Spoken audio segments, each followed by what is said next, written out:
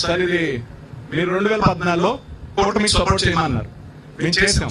అది వదిలేసి sir 1 minute అక్కడ నాకు అదే ఆఫ్ చేస్తాను. సారీ ఇది ఆపేస్తాను. సమస్య మళ్ళీ పొలిటికల్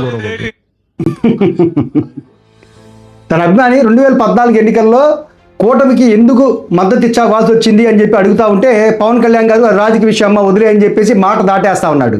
2014లో టీడీపీ బీజేపీ కూటమికి పవన్ కళ్యాణ్ మద్దతు ఇచ్చాడు. ఆ ఎన్నికల్లో చంద్రబాబు నాయుడు గారు కూటమి మీరు గెలిచారు.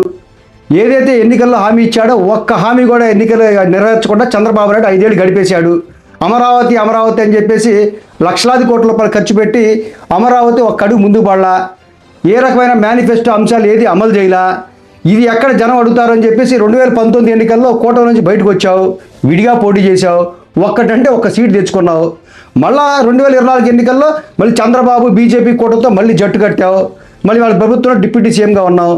ఈ యొక్క అంశంలో చంద్రబాబు నాయుడు 14 ఏళ్ళు సీఎంగా ఉండి ఒక్కటంటే ఒక్క స్కూల్ని అభివృద్ధి చేయాల.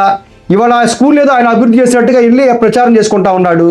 అలాగే అమరావతి అమరావతి అని చెప్పి గతంలో చెప్పాడు, ఇప్పుడు చెప్పాడు. ఈ 19 నెలల పరిపాలన కాలంలో అమరావతిలో ఆ గడ్డి పిక్కోవడం చెట్లు పిక్కోవడం తప్ప ఒక్క అడుగు అమరావతి విషయంలో ముందుకు పడలా. ఈ 34,000 ఎకరాల్లో ఏదైతే కంపలు పెరిగాయో అవన్నీ క్లీన్ చేయడం జరుగుతుంది.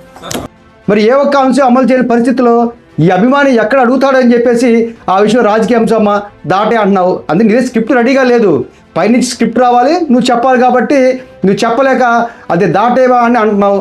అంటే నువ్వు ఈ రాష్ట్రంలోని నీ యొక్క జనసేన అభిమానులు నీ అభిమానులకి సమాధానం చెప్పలేని పరిస్థితిలో నువ్వు ఉన్నావని నీ యొక్క దౌర్భాగ్యం ఇక్కడ బయటపడుతుంది పవన్ కళ్యాణ్ చెప్తా ఉన్నాను.